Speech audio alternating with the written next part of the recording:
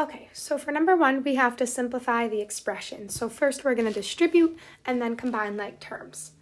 So first let's distribute the -2, and we get -2x minus 10, careful of that negative, because a negative times a positive, I'm multiplying the signs. And we have a plus 6x. And now we'll combine the x's. And there's our answer.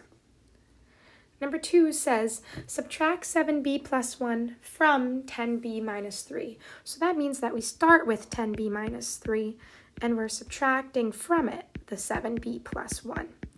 So I always put the second expression in parentheses, and you can put both in parentheses if you'd like, but I always make sure that I put the second one in parentheses so I remember to apply the sign in front of it, because this is going to become,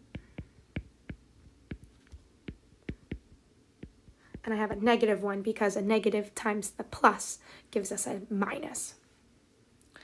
Okay, and now we'll combine like terms to get 3b minus 4. Write the phrase as an expression and simplify.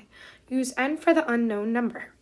1/2 of a number increased by the quotient of 7 and a number. So let's start with 1/2 of a number. Of always means multiply. So we'll do 1/2 times n. Increased by the quotient, which is division, of 7 and a number. And that's all we had to do for that one. You might have to simplify that one a little more. Just double check with your teacher when if you're ever confused. But for me, that is good enough.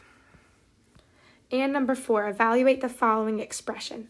If c equals 4 and d equals -1, find c minus d squared minus cd. So we're just going to plug in the numbers that we're given.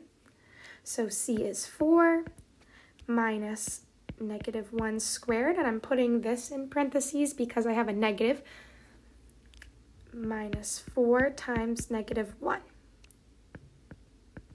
And now I have -1 times -1 gives me a +1. So the 1 is positive, but that's a subtraction sign from earlier. Now I'm going to keep the minus sign in front of the 4 as a negative. So -4 times -1 gives me a +4. And now I'll compute left to right. So 4 minus 1 is 3, plus 4 is 7.